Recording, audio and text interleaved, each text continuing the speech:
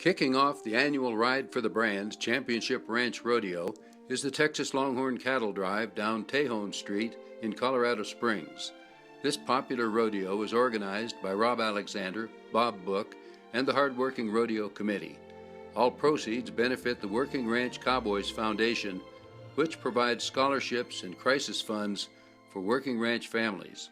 The Texas Longhorns are provided by Gary Lake, Ramrod of Silverado Ranch, a division of Searle Ranches.